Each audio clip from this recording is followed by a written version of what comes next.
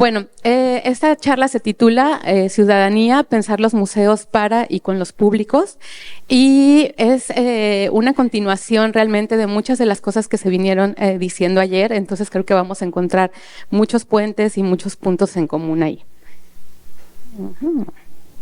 Aquí está. Bueno, entonces, en esta charla vamos a conversar acerca de este tema de ciudadanía y museos. También voy a cuestionar un poquito este asunto de si los museos están abiertos al público.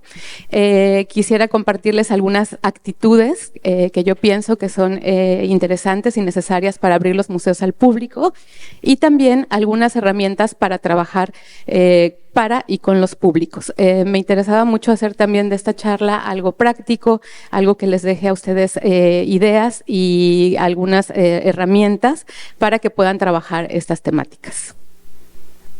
Bueno, ciudadanía y museos. Es importante aquí saber también ¿a qué ciudadanía nos estamos refiriendo, ¿no? ¿De dónde vienen estos conceptos? Es un concepto muy antiguo, ¿no? Con muchos significados, que viene de diferentes contextos, y tenemos el entendimiento, ¿no? Desde al menos tres enfoques. El de la ciudadanía liberal, que nos habla de esta posibilidad de desarrollar libremente los asuntos personales y que tiene que ver con los derechos civiles. También existe una ciudadanía que se conoce como social y que garantiza los derechos de vivir dignamente en los parámetros, dentro de los parámetros sociales aceptados, ¿no? En los grupos. Y luego tenemos la ciudadanía republicana, que nos habla de la participación en los asuntos públicos. Y esto es algo muy importante porque esa participación nos da, como decimos, derechos y obligaciones. Hay personas, hay críticos, ¿no? Del concepto de ciudadanía, como George Giudice, que nos dice, bueno, atención, la ciudadanía tampoco es un concepto que llegue a cubrir a toda la sociedad, ¿no? Hay gente que está fuera de esos márgenes. Por ejemplo, la gente, los desplazados, ¿no? Los migrantes, personas en situación de calle, muchas personas que quedan descobijadas por diferentes aspectos de esta cuestión de la ciudadanía. No debería ser así, pero finalmente es una realidad. Entonces, cuando hablamos de ciudadanía, también a quién nos estamos refiriendo, ¿no? Y en los museos, a quién estamos también hablándoles.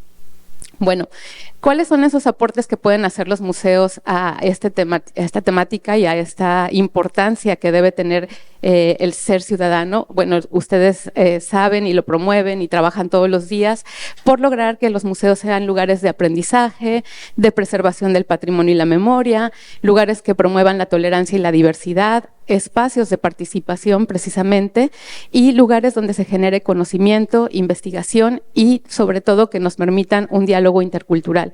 Estos diálogos entre culturas y contextos diferentes, pero que llegan a un punto medio, ¿no? Que llegan a un punto, encuentran un punto en común.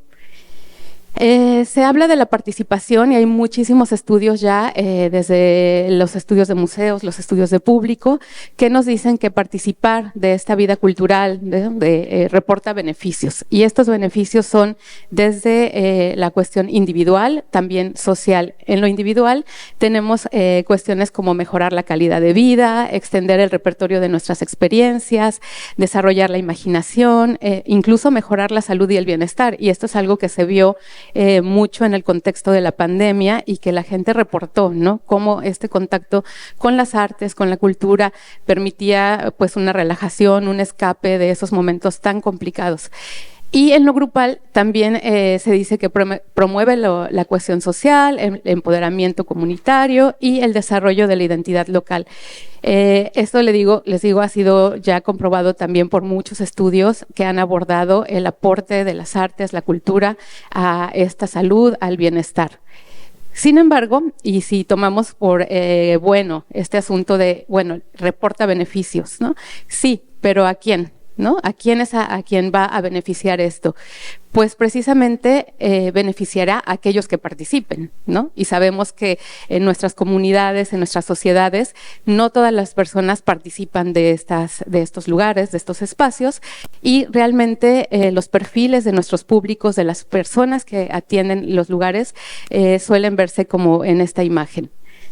y sabemos que en realidad la sociedad es mucho más diversa, ¿no? La sociedad es mucho más amplia, tiene las personas, ¿no? Tienen gustos, características, ideas mucho más amplias de lo que realmente está representado cuando las personas vienen a nuestros museos. Y eso también se ha visto por la investigación de públicos, quiénes son aquellos que acuden, ¿no? Las personas que están estudiando, las personas que tienen determinado nivel educativo, determinada inclinación, aquellas personas que además fueron formadas en esa práctica desde la familia. Y hay muchas otras que quedan fuera de esto por también una idea como añeja, ¿no? De cómo eran los museos hace años, de cuando nos hacían copiar las cédulas, de cuando nos llevaban en una visita escolar larga y aburrida y tediosa. Y entonces muchas veces eso es una imagen desactualizada de lo que son los museos hoy en día. Entonces, lo que tenemos que tratar de conseguir es que esos museos, tanto en sus colecciones, en lo que presentan, en las personas que trabajamos ahí, sean también un reflejo de la diversidad que existe en nuestras ciudades, en nuestros países. Aquí les pongo un ejemplo, ¿no? De la ciudad de Monterrey, una ciudad en el norte del país, en México, y los museos que tienen ellos ahí.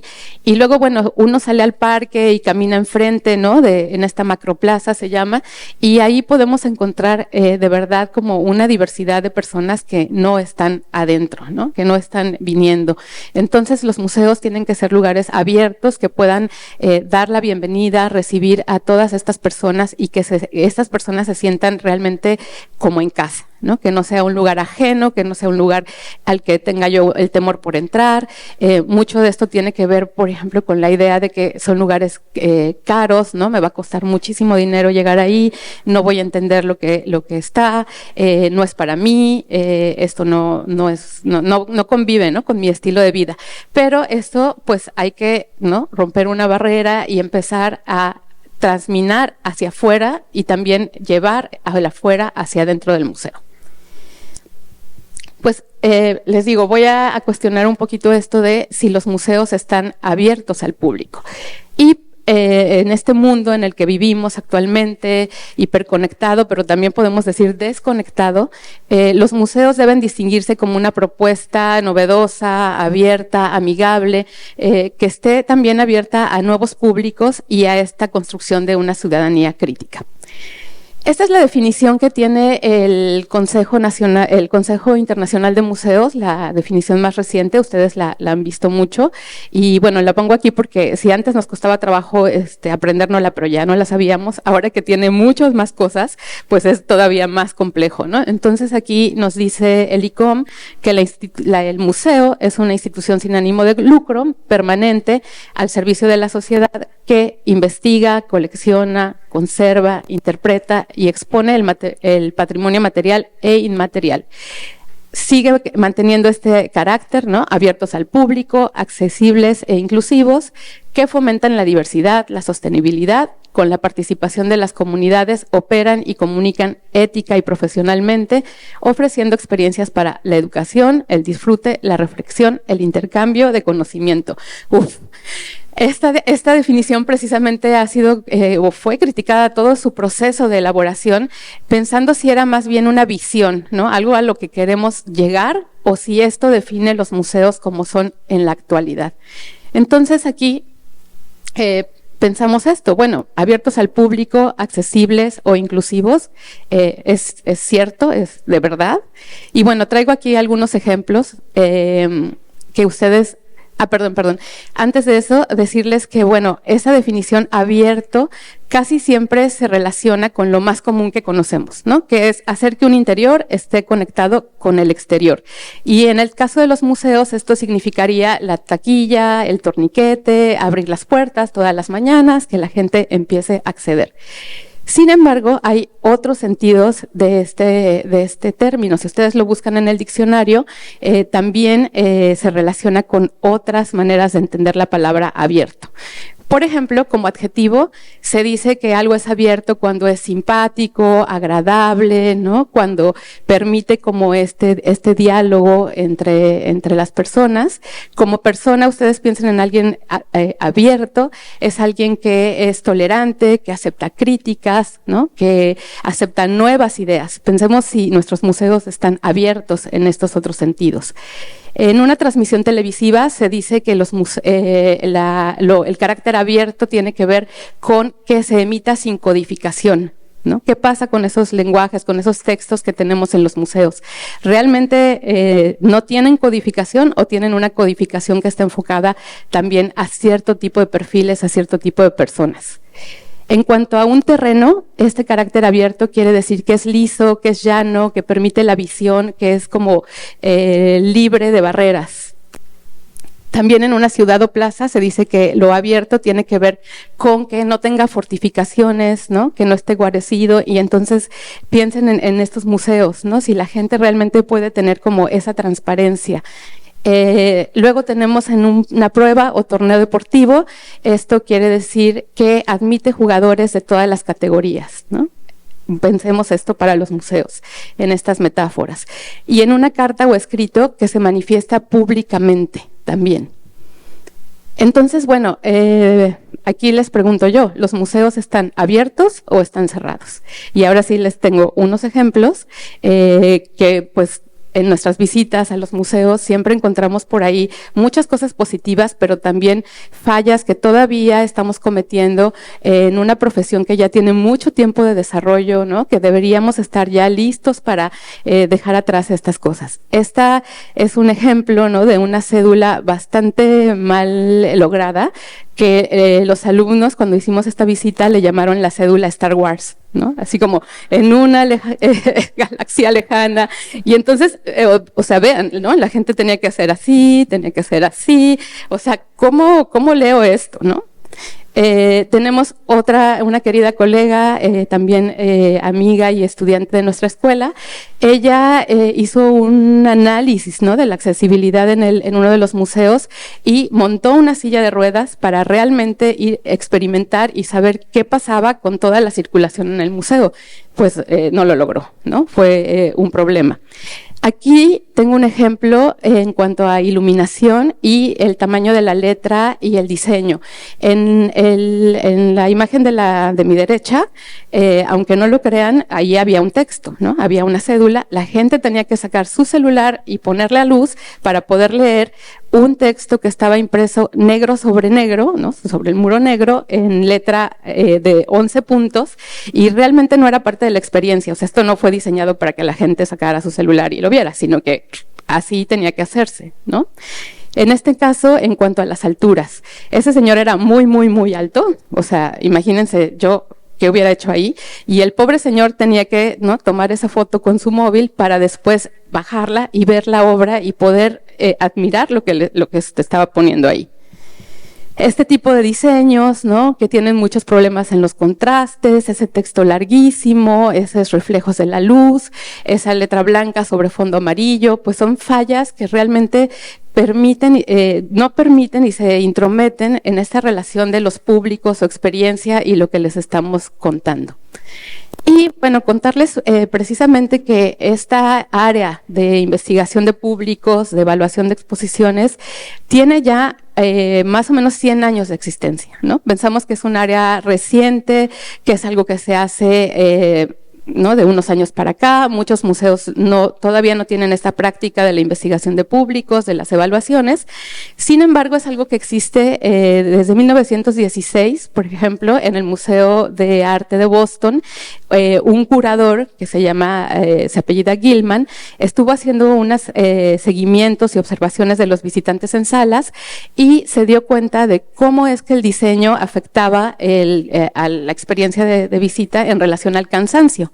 ¿no? Esta cuestión de tener poca iluminación, los carteles bajos, lo que nos demanda una visita al museo, que la verdad es muy demandante en cuestiones de intelectuales y físicas, ¿no? Porque vamos pensando, vamos experimentando, pero además vamos por ahí caminando, nos cansamos, nos saturamos, y entonces él acuñó un término que se llama la fatiga de museo.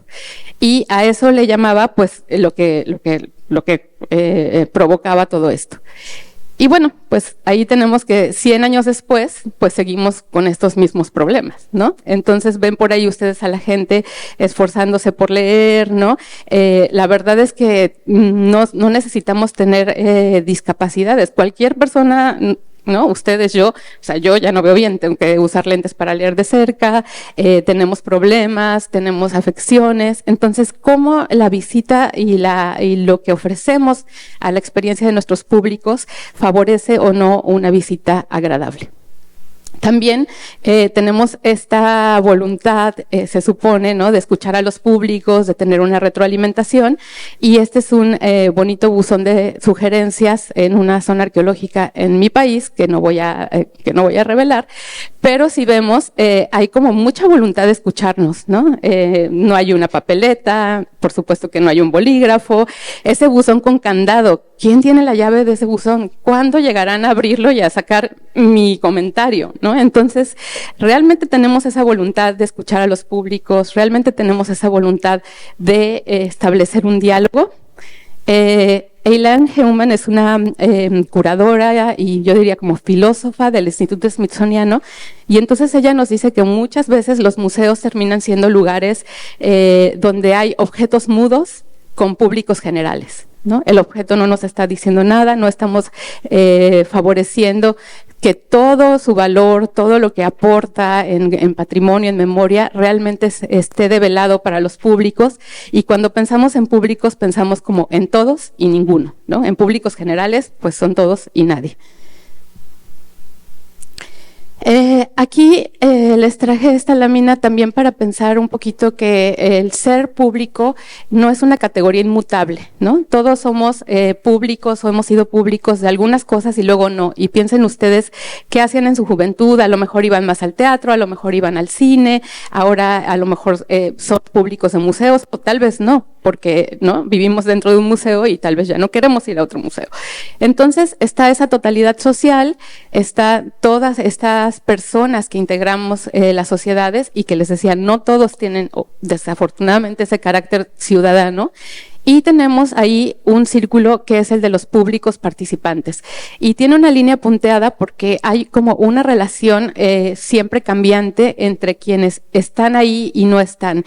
¿Y qué es lo que esto desde los museos promovemos? Que las personas puedan venir acá, ¿no? Puedan pasar de ese círculo más amplio del público potencial para realmente ser participantes en nuestros museos y más allá, pues toda esa totalidad social, ¿no? Y si ustedes revisan estadísticas de visita a museos, bueno, pues se darán cuenta qué porcentaje de la población viene, qué perfiles tiene, a quiénes estamos recibiendo, a quiénes no estamos recibiendo, cómo incentivamos este diálogo entre estas áreas.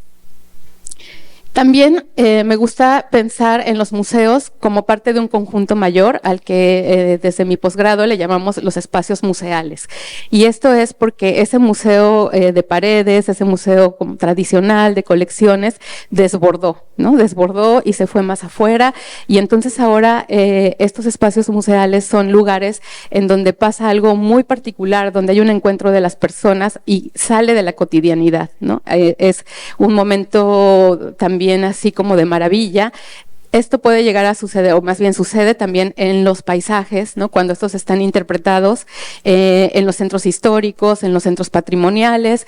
Aquí es una fotografía, es una escultura hiperrealista en un puente, que cuando no estaba ese señor ahí en calzoncillos, pues era un lugar de tránsito, ¿no? La gente iba, pasaba, y ya. Pero un día amanece este sonámbulo ahí y es muy, muy realista y la gente se acercaba a ver, bueno, este señor, ¿qué pasa, no? Y en ese momento surge esta magia del espacio museal donde no es ya nada más un lugar de tránsito, sino que hay un público, ¿no? Se genera ese público, esa atracción, y la gente conversa y platica y se pregunta y se toma selfies. Entonces, estas manifestaciones, esto de lo museal, realmente supera las paredes de los espacios como los conocemos, y son oportunidades que están ahí en todo nuestro patrimonio y en todo nuestro entorno. Bueno, pasando a una parte un poco más práctica, les decía que yo pienso que hay ciertas actitudes que nos pueden ayudar a abrir los museos al público. Y entonces les traigo algunas herramientas, algunos ejemplos. Pienso que tenemos que ser museos en donde seamos empáticos, sensibles, autocríticos, diversos e incluyentes, y también dialógicos. ¿Y por qué traigo estas herramientas? Yo vengo, como ahora que les comentaban un poco de mi trabajo, yo vengo del área de estudios de público, de evaluación. Sin embargo, también sé que es un área complicada, que no todos los museos pueden tenerla, que no todos los museos tienen el personal, la capacitación o el presupuesto para tener un estudio formal o para hacer grandes investigaciones, pero sí creo que eso no nos quita, ¿no?, la posibilidad, la responsabilidad de trabajar el tema de públicos, con los públicos, con otras herramientas que son mucho más, asequibles, cercanas, y que todo parte más bien de esa actitud, de ese querer estar cerca y conocer a los interlocutores. Entonces, bueno, algunas herramientas. Son herramientas que se han propuesto desde diferentes contextos y a mí me gusta como agruparlas para ver que no es necesario hacer una investigación de públicos, además, como tipo encuesta, ¿no? Siempre que pensamos en la investigación, en los estudios de público, lo que se nos viene a la mente es hacer una encuesta y inmediatamente diseñar un cuestionario. ¿Por qué? Porque es la herramienta como más familiar para todos. Hemos sido encuestados o alguna vez hemos creado estos cuestionarios de sondeos, etcétera, pero no es la única, y más bien hay una gama de técnicas, hay una gama de posibilidades, pero les decía, hay que también usar herramientas que puedan estar a la mano, que puedan ser más fáciles de autoevaluación. Ahorita las vamos a ir viendo. Entonces, esto de la empatía, pues, ¿qué significa, no? Significa conocer, conectarnos con otros, comprender sus experiencias, ponernos un poquito en sus zapatos. Se ha creado por conjunto de personas que se llaman The Empathetic Museum, el Museo Empático, esta métrica para la transformación institucional de museos. Y es una rúbrica que se aplica de manera interna con el personal y que cubre estos aspectos: la visión cívica, el lenguaje institucional, la resonancia, la pertinencia en el tiempo y la sostenibilidad, y también las medidas de desempeño. Entonces ahí se va, ¿no?, calificando, digamos, cada uno de estos puntos y si están en qué momento, ¿no? Y esto es también un elemento de desarrollo institucional, de desarrollo profesional para llevar el museo más allá. ¿De qué nos habla? Nos habla de la visión cívica, por ejemplo, qué tanto los museos realmente promueven la calidad de vida y la justicia social en sus entornos. El lenguaje institucional, ¿qué comunica el museo desde la entrada, ¿no? Comunica este lugar templo, donde tengo que estar en silencio, donde no puedo ni siquiera no desenvolverme naturalmente porque me van a regañar. ¿Qué comunica un edificio enorme, frío, blanco?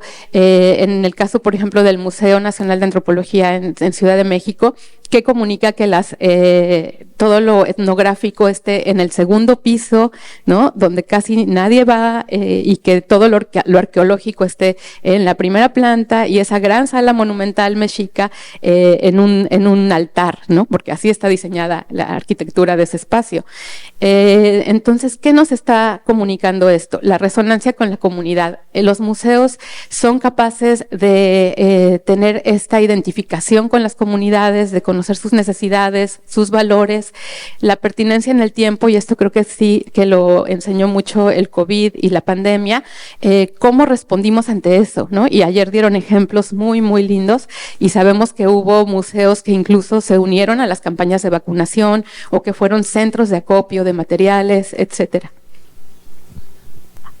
Bueno, ya. Entonces, qué tanto también somos lugares sustentables, ¿no? Que vamos a pensar en el contexto en el que vivimos ahora y en las aportaciones hacia el futuro. Y también ellos tienen una parte de medidas de desempeño, es decir, que el museo tenga objetivos claramente planteados, que estén alineados con su visión y que haya manera de evaluarlos, ¿no? Y dar una rendición de cuentas, porque nos toca también esa transparencia y esa rendición. Tenemos también que ser sensibles, y aquí yo pienso que es parte incluso desde identificar a nuestros interlocutores, precisamente quiénes son esos públicos que estamos recibiendo, qué características tienen, cuáles son sus necesidades, sus intereses, sus expectativas. Y otra cosa es reconocer lo que ya se sabe, porque como les decía, esta investigación de públicos tiene al menos 100 años de existencia, y de los 70s para acá ha habido un boom de los 80s. Entonces, muchas veces no necesitamos nosotros hacer una nueva investigación de públicos, sino más bien ver lo que ya está investigado, ver lo que ya se conoce y ser sensibles a esta información.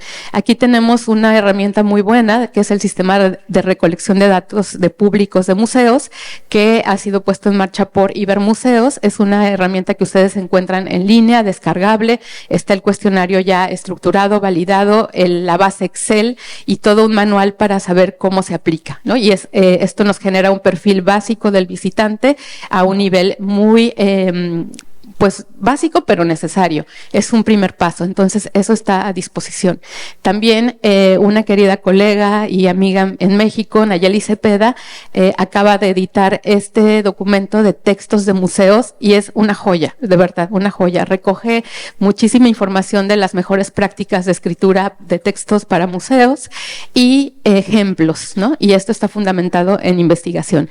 Y bueno, por parte del posgrado y de la Escuela de Conservación tenemos la serie Estudios sobre Públicos y Museos, con 4 volúmenes que tienen también muchísimas herramientas metodológicas, estudios de caso, cuestiones teóricas sobre el tema de los públicos. Entonces también se las dejo. Bueno, les quiero decir que al final todo esto está compilado en una página de mi sitio, de mi blog. Al final les pongo la dirección, porque de ahí van a poder descargar todos estos materiales que les traigo. También ser autocríticos. En este sentido, la autoevaluación es una herramienta muy, muy buena, y también la valoración crítica. Y esta valoración crítica es cuando entre colegas hacemos una evaluación, una conversación de qué es lo que está pasando. Tenemos una herramienta que se llama Índice de Centralidad en los Públicos, que hemos creado un colega y yo, y que va valorando, es una autoevaluación. Esto no se aplica con los visitantes, no se les va y se les pregunta, sino que el equipo del museo toma esta herramienta y visita el museo como si fuera un visitante, ¿no? Y va calificando aspectos que tienen que ver con la información sobre la institución, la vocación del servicio al público, la orientación espacial y cognitiva, la calidad de los servicios, ergonomía, accesibilidad, etcétera. Entonces, esto genera una medida, un índice, un número, que entre mayor se acerca al 100, quiere decir que estamos como más orientados al público. Y entre más nos alejamos, pues ahí tenemos muchas áreas de oportunidad para mejorar. Es una herramienta que nos permite también visualizar, ¿no? Si nuestra institución no salió muy bien calificada, luego podemos establecer medidas, y esto puede ser en el corto, en el mediano o en el largo plazo, para irnos acercando siempre hacia más adelante. Tenemos también otra herramienta, esta es de una norteamericana, Beverly Serrell, pero la tenemos también disponible en español, y ella ejercicio lo hizo entre colegas. Es una valoración crítica, un grupo de profesionales se reúne, visita exposiciones y va también calificando la exposición, si esta exposición es confortable, si es cautivadora, si refuerza entre varias áreas de la exposición lo que se está contando, si es significativa y es relevante. Y es realmente como una guía, una herramienta para conversación y para poder valorar nuestro trabajo y mejorar. Para ser diversos e incluyentes, bueno, tenemos esta herramienta también de autoevaluación en accesibilidad, también del programa Ibermuseos. Ustedes pueden entrar y hacer una autoevaluación de su museo para ver qué tanto, o qué aspectos necesitan trabajar en esta temática. O también hay una propuesta del Ministerio de Cultura y Deporte en España sobre los museos más sociales, ¿no? Y un decálogo de aspectos que debería cumplir un museo más social.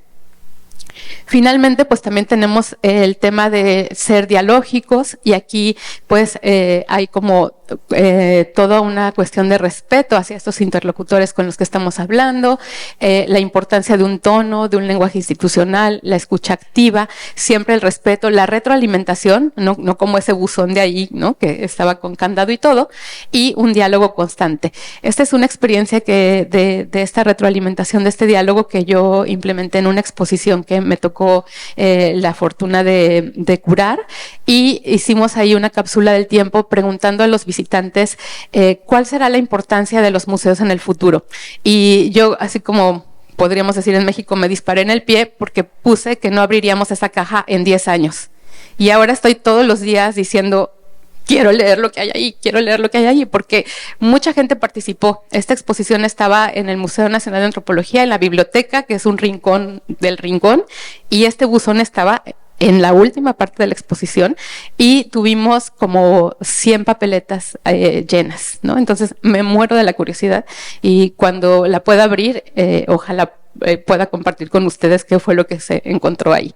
Bueno, para ir ya hacia el final de la presentación, les decía que también hay que pensar cómo trabajamos para y con los públicos, y en este sentido hay que pensar que la participación se construye, no es algo dado, hay que hacerlo. Y entonces muchas veces tenemos esta idea de la participación solamente como el acceso, ¿no? Lo que decíamos, abrimos las puertas, está la taquilla, el torniquete, la gente entra, accede, y entonces pensamos que esto ya es participación. Sí, de cierta manera sí, pero a final de cuentas hay como otros niveles, otras dimensiones de la participación que son importantes, y que también los estudios han mostrado que entre más dimensiones la gente se implica en más momentos de esta participación, mejores son los resultados y esos beneficios que pueden obtener. Entonces, además del acceso y el disfrute, que es importante, y que es importante que esto esté abierto a las personas, que haya un día sin costo, ¿no?, que pueda ser también cuando el museo tiene un costo porque tiene que cobrar una entrada para su autofinanciamiento, bueno, que haya otras maneras de financiar, de poder recibir a personas que no tienen esos recursos para ir.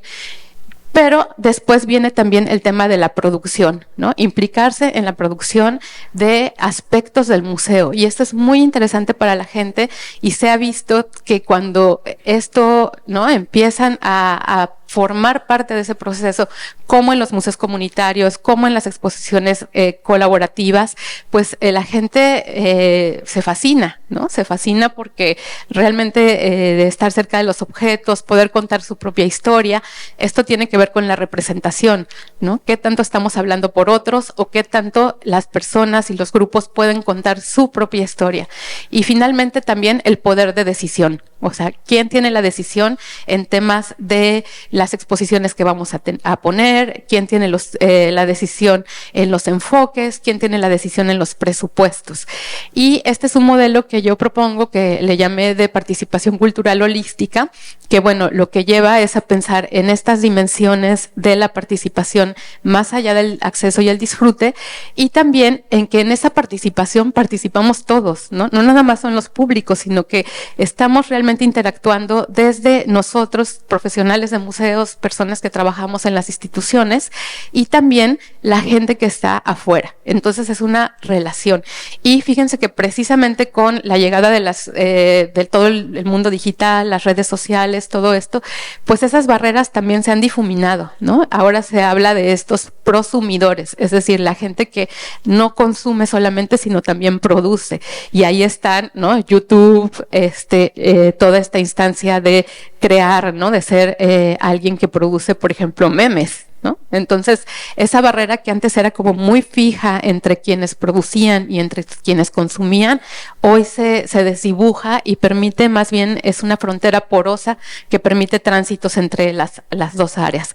Entonces, ver esto de una manera más integral y saber que todos somos parte de ese proceso cultural.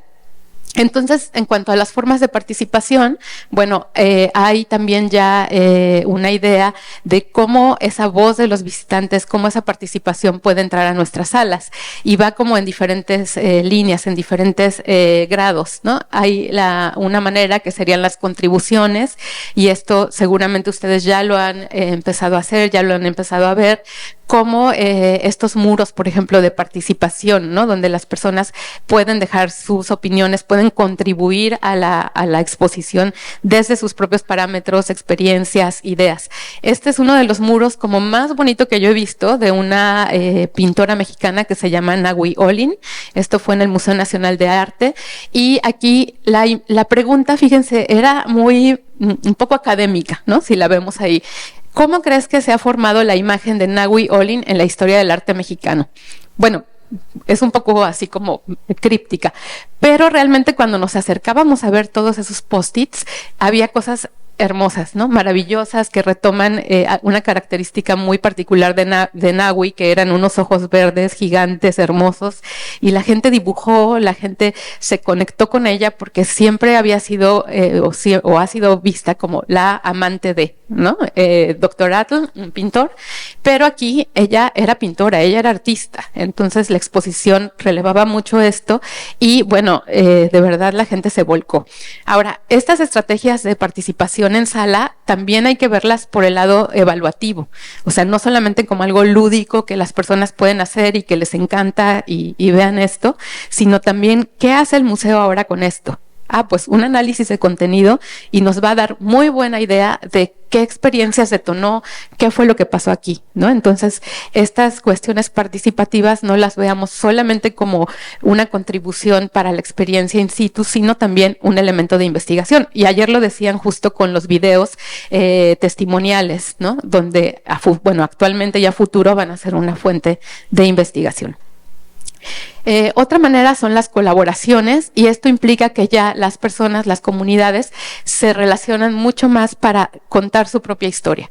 En este caso es una exposición realizada por mujeres privadas de su libertad que participaron en una exposición con el Museo Nacional de Culturas Populares en la Ciudad de México, y ellas incluso daban la visita guiada, ¿no? Y ellas tuvieron esa pues colaboración con el museo para mostrar grabados y pinturas que habían hecho en su tiempo de privación.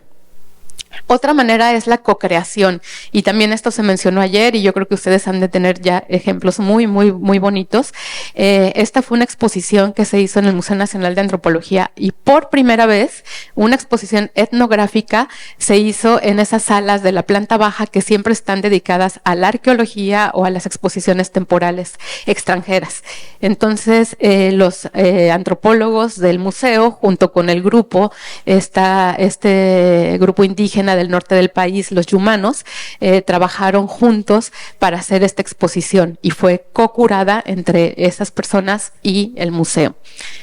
Y otro grado ya todavía más allá de esta participación es cuando las comunidades tienen un espacio propio dentro del museo. Y aquí es el ejemplo de la galería comunitaria en el Museo de Nueva Zelanda, de Papa Tongarewa, que tiene la galería comunitaria, y aquí todas las tribus del país, ¿no? Las tribus maoríes se turnan temporalmente la sala. Entonces, cada 3 meses, me parece, cada 6 meses, las tribus tienen este espacio para hacer ahí, en ese lugar, lo que ellos quieran hacer, ¿no? Mostrar su cultura, hacer una exposición, tener ceremonias, y esto es algo que ellos manejan y está dentro del Museo Nacional, que además Nueva Zelanda y este museo, si ustedes lo quieren buscar, es un modelo de una dirección compartida entre un director maorí y un director, digamos, que no tiene esta ascendencia, ¿no? Entonces son decisiones que se toman colegiadas entre estos dos ámbitos, y la galería comunitaria es un espacio totalmente de las poblaciones indígenas. Bueno, pues vamos cerrando, entonces pensemos también que construir esa participación es construir ciudadanía, y esto qué significaría, pues fomentar ese pensamiento crítico, la conciencia cívica, el empoderamiento, la resistencia al pensamiento unidimensional, la comprensión de la diversidad, la responsabilidad cívica y también una disposición al aprendizaje y al cambio. Y esto no solo por los visitantes y hacia afuera, sino también, como vimos, hacia adentro, ¿no? En esta participación cultural que es holística y que realmente todos estamos implicados ahí.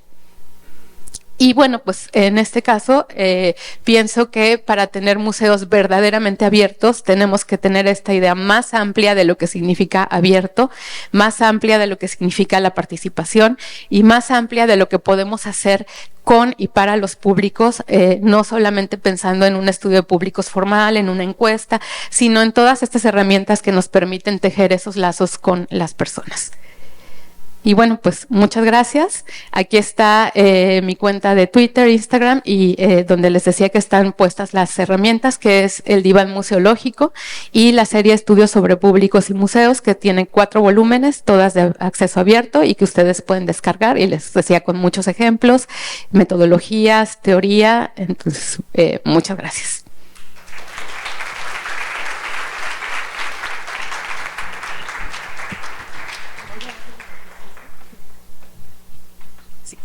Bueno, y hasta aquí la conversación, pero enseguida les quiero decir que vamos a hacer un ejercicio, vamos a aplicar una de las, bueno, otra herramienta que no había mencionado, pero para estas cuestiones de la colaboración con comunidades. Entonces, nada más les cuento cómo va a ser, lo vamos a hacer después del café, pero para que vayan haciendo y vayan pensando un poquito.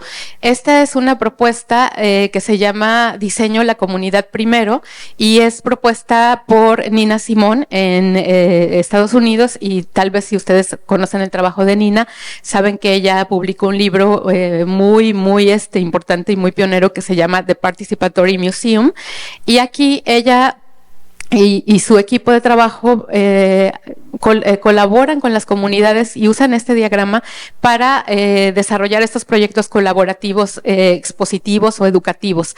Entonces ella dice que muchas veces vemos a las comunidades bajo este enfoque de necesidad, ¿no? De ellos necesitan, carecen de esto, les vamos a dar, vamos a llevar. Y ahí dice, ojo, las comunidades no solamente tienen necesidades, también tienen aportes, también tienen lo que en inglés se llama como assets, activos, cosas que pueden darnos. Entonces no solamente es nosotros les vamos a dar, sino vamos realmente a colaborar y vamos a hacer algo completamente de inicio, no pensar como en una exposición, un producto y ahora lo voy a llevar, sino aquí esta idea es al revés, es empezar con qué comunidad, con qué grupo, con quién quiero trabajar, sentarme a la mesa con ellos, ahora identificar sus necesidades, pero también sus aportes, sus activos, a partir de ahí pensar qué proyecto queremos desarrollar y luego también qué colaboradores sentamos a la mesa. Entonces no es como la exposición, mi objetivo, ¿no? El público meta y luego voy y la construyo y la llevo, sino aquí es al revés. Primero la comunidad, con quién quiero trabajar, con quién quiero hacer esas alianzas, qué tienen ellos para dar, ¿no? Por ejemplo, un grupo de adultos mayores, ¿no? De cierta comunidad, no solo necesitan, sino que tienen ellos algo que aportar, que es su memoria, ¿no? Su memoria del lugar, sus recuerdos, sus remembranzas, objetos. Entonces, esta es la idea de ese panelito que empieza por el centro, y lo que vamos a hacer es trabajar por mesas. Después del café les van a repartir un impreso de esto, y en el grupo piensen con qué comunidad quisieran trabajar. Claro, esas personas no van a estar aquí, pero imaginemos, ¿no? Hagamos ese ejercicio y piensen precisamente cuáles podrían ser sus necesidades, pero cuáles serían también los activos, lo que ellos pueden aportar, luego qué tipo de proyecto quisieran desarrollar y quiénes podrían ser sus colaboradores. Ajá. Lo vamos a trabajar después del café, unos minutitos, y luego, como ayer, vamos a compartir acá al frente sus trabajos. Entonces, bueno, para que se lo vayan pensando. Y bueno, otra vez, muchísimas gracias. Muchas gracias, doctora Leticia. Estamos en... Y abrimos el compás para las preguntas del público. Pueden levantar la mano o anotarlas en un papelito y se les pasa. Hay una pregunta acá. Ana. Micrófono, por favor. También, mientras estamos preparándonos para la pregunta, llamar a Edgardo Llerena y Carolina Shoemaker para que se acerquen para prepararse para su intervención. Gracias, Leti, me ha encantado la ponencia, muchísimas gracias, y todo el conocimiento que podemos aprender de todo como estrategia y del público. Y mi pregunta era, porque de lo que comentábamos ayer, de si hay un antes y un después en los museos en cuanto a la pandemia, o si esto ha podido afectar de alguna manera en el museo. Yo sí que siento, y por todo lo que explicábamos ayer de los vídeos en directo, etcétera, que hay una cierta humanización de la parte o sea, que ciertas cosas pueden aportar al museo, por ejemplo, en cuanto a la transparencia entre unos y otros, y que esa distancia que se ve muchas veces entre el museo, la institución museo y la sociedad se puede acortar si humanizamos el museo correspondiéndolo con que son personas. No es una institución, no es un edificio, no es un bloque, sino que son personas las que están ahí, que hacen ese museo, y que por lo tanto yo puedo empatizar mucho más con ello, aprender, correlacionarme, etcétera. En ese sentido, si nos pudieras comentar un poco más estrategia, o sea, como si tú crees que esto es así, que quizá también tengo ciertas dudas de que puede ser que no, que haya sido una ilusión y que los museos sigan queriendo tener como un unidireccional en ese sentido, y que puede aportar todo esto también, o tu opinión. Sí, justo esta idea, ¿no? De pensar si los museos pueden tener actitudes, ¿no? O si los museos pueden tener esa empatía, ¿no? Es como humanizarlos, ¿no? Como ver que sí es una institución, pero la institución está hecha de personas, y esas personas son las que podemos tener estas actitudes de sensibilidad, de empatía, autocrítica, todo esto que les he mencionado, y también una postura más hacia la transparencia y al diálogo. Y sí es cierto que mediante los directos, todo esto en la pandemia, hubo como un velo, ¿no? Una cosa que se cayó, y entonces decíamos, claro, ahí está ese curador en su bicicleta, ¿no? Y claro, ahí está el director del museo que también está sufriendo de que no puede salir, de que tiene que estar ahí. Entonces se mostró mucho ese lado más humano y ese lado más cotidiano de todo mundo, porque si ustedes lo piensan, ¿quiénes están ahí en la primera línea de relación con los públicos? El guardia, el custodio, el de la taquilla, los guías, ¿no? Y luego ahí en ese círculo que puse de la centralidad del público, lo que decimos es que mientras nuestras tareas son de otro tipo, de escritorio, de gestión, ¿no? De diseño, nos vamos a alejando, ¿no? Porque los que están ahí conviviendo en el día a día, sí que están conscientes de muchas necesidades, de muchas cosas, y me encantó también esto que mencionaron ayer de la consulta, ¿no? Con los colaboradores, con los guías, porque ellos tienen un pulso de primera mano, y entre más nos vamos alejando, de repente ya, ¿no? Hay gente que está en una espera así súper lejana, que no pasa por las salas del museo, que no pasa nunca. Entonces, eso sí es la necesidad de humanizar, ¿no? De salirnos del escritorio. Estas herramientas como la centralidad, como los jueces de excelencia, nos sacan de esa comodidad, de esa zona de confort, y nos ponen ahí a salirnos, a entrar al museo como si viniéramos del metro, de turistas, ¿no? Y hemos hecho muchos ejercicios y la gente dice así como, oye, pero es que yo nunca me había fijado qué tal, ¿no? No, pues siempre entro por la puerta de empleados, nunca entro por la puerta del museo, nunca vengo de este lado, siempre vengo, no sé, en mi auto o de otro. Entonces creo que es muy necesario esto de humanizar, y también tenemos otra propuesta que estamos trabajando de museos con P de personas, y que tienen que ver con que las personas son los profesionales de los museos, todas las personas, no solo los profesionales, toda la organización, todo aquel que trabaja en el museo, los públicos, pero también el patrimonio finalmente fue hecho por personas. Entonces no son esos objetos mudos, como dice Elian Heumann, sino que cada objeto tiene la historia de una persona, de la sociedad, ¿no? De lo que está atrás, incluso la naturaleza. Entonces, esas son las historias también personales y sensibles que podemos comunicar a los públicos, y no nada más desde la arqueología, perdónenme mis colegas arqueólogos, clásico tardío, vasija, anaranjado, delgado, del periodo formativo del 1500 a no sé qué. No, pues cuéntame ¿quién hizo esto? ¿Qué se comía ahí? ¿Se comía? ¿No se comía? Era, ¿no? ¿Qué pasaba con esto? Entonces, sí, es muy necesario. ¿Tenemos otra pregunta? Sí. Sí, hola. Muchas gracias, Leticia, por la ponencia. Súper interesante. Yo quería, como siguiendo un poco, recalcando en lo que estabais diciendo ahora mismo de la humanización. Creo que hay algo muy importante hoy, que es la posibilidad de escucha. El poder escucharnos las unas a las otras y los unos a los otros. Y eso muchas veces es complicado porque no tenemos tiempo. Entonces creo que hay un reto muy grande en cómo hacernos tiempo para poder escucharnos, para poder escuchar los públicos, pero también poder escuchar a los equipos, para poder escucharnos entre nosotros, ¿no?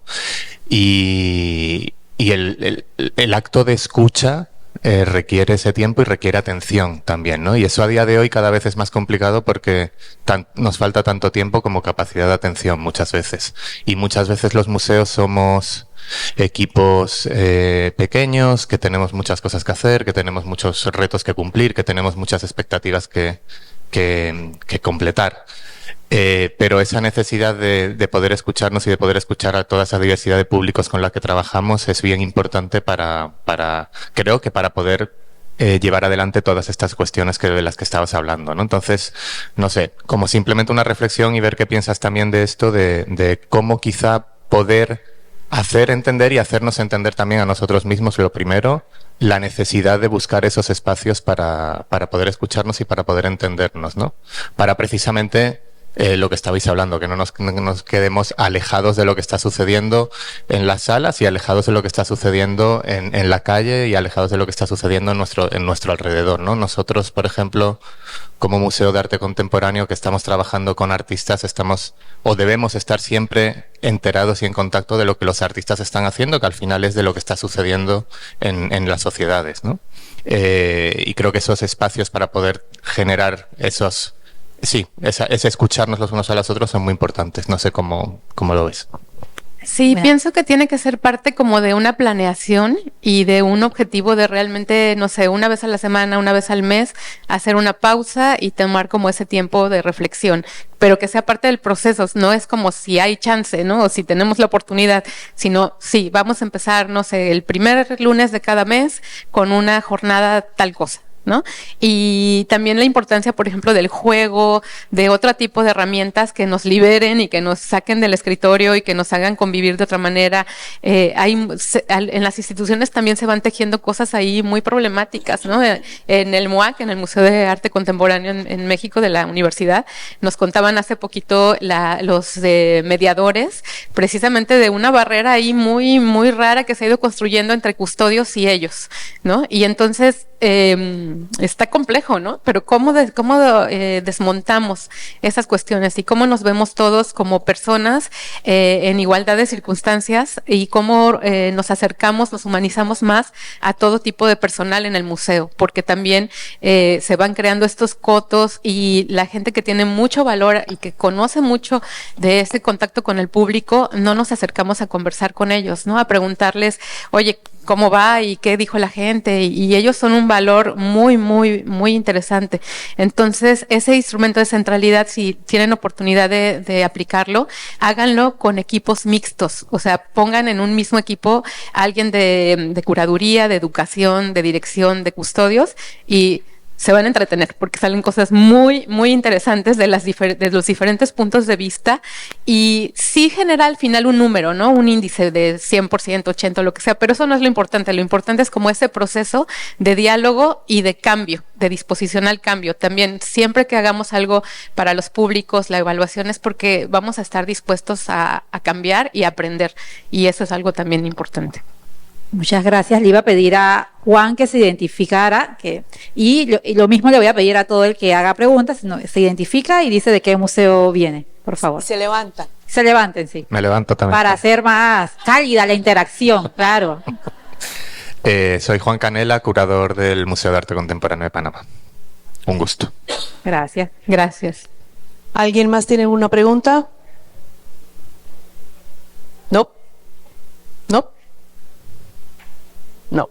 Listo. Bueno, Leticia, yo sí tenía un comentario, pues al igual que la mayoría de los que están aquí, pues también trabajo en una institución de divulgación cultural, Y yo, como trabajo en comunicaciones, siempre quiero que la gente se vaya feliz del recorrido, pero nos encontramos con el reto de que hay que cuidar el patrimonio, ¿no? No podemos tocar, no podemos hacer esto, no podemos traspasar ciertos límites. De hecho, aquí se encuentra la compañera que maneja las visitas guiadas, y nos cuesta muchísimo, ¿no? Porque la gente ve la institución como algo muy serio, como algo muy rígido, como algo muy frío, porque hay que hablar bajito. Si llegan chicos de escuela, hay que decirles que bajen el tono de voz, porque está el investigador acá concentrado en su trabajo. Pero ¿cómo hacemos nosotros, ¿no?, para crear ese vínculo y ser un poco más cálidos? Es como el enigma nosotros a resolver, para poder justo ser esa institución abierta en la que todos se puedan sentir parte de, que puedan sentir que este patrimonio es para consulta no solamente de los grandes investigadores, sino que todos tenemos derecho a ser parte de esta institución que preserva la historia de Panamá. Creo que desde la comunicación precisamente es donde hay que trabajar muchísimo, como ayer mencionaba Sofía, ¿no? Estar creando esta cultura de ¿por qué no puedo tocar? No es prohibido, prohibido, prohibido, prohibido. No, bueno, ¿cuál es la razón? ¿Cuáles son los motivos? Y eso en comunicación se puede trabajar muy bien, ¿no? A nivel de carteles que sean mucho menos agresivos, esto contrario a la prohibición, más bien las razones, los motivos. Hicimos un estudio en zonas arqueológicas en México, y una de las preguntas era, ¿cómo te imaginas este sitio en el futuro? Y entonces la gente decía, destruido. ¿No? Acabado. Y entonces es muy fuerte leer eso, ¿no? Pero ¿qué podemos hacer con ese imaginario, ¿no? A nivel de comunicación. Agarrar ahí y decir, ¿te imaginas que este lugar no existiera? ¿No? ¿Te imaginas que esto no lo podrían visitar tus nietos, o no? Ayúdanos a conservarlo. ¿Por qué? Porque está en el imaginario que puede desaparecer. Pero en lugar de decir prohibido, prohibido, prohibido, prohibido, más bien, ¿cómo utilizo esa información a mi favor y cómo construyo una contranarrativa que me ayude más bien a difundir su valor, su importancia, desde los motivos, las razones, ¿no? Lo que está un poquito atrás. Porque sí, la prohibición siempre es como muy hasta genera rechazo, ¿no? Y hasta te dicen no lo hagas y lo haces. Entonces, ¿pero por qué? ¿Por qué es importante esto? ¿Por qué no lo debo tocar? ¿Por qué? Y ahí creo que mucha gente diría, pues sí, tiene razón, ¿no? Esto que nos dicen mucho los restauradores, los conservadores, es porque tus manos tienen una grasa, ¿no? Y esa grasa se va quedando ahí, y al paso del tiempo deteriora los objetos. Tú no lo ves, ¿no? Todo lo que nos decía ayer Sofía, no, pues ahí está. No es que si no lo vemos, no es porque no exista. Entonces cuando te dicen, claro, si barres, levantas la espora y eso te lo llevas a tu casa y puedes enfermar tú y tu familia, es cuando dices, no lo puedo hacer. Entonces creo que la comunicación nos ayudaría mucho a todo esto, ¿no? La docencia a través de la comunicación, sí, claro. Exactamente. Muchísimas gracias.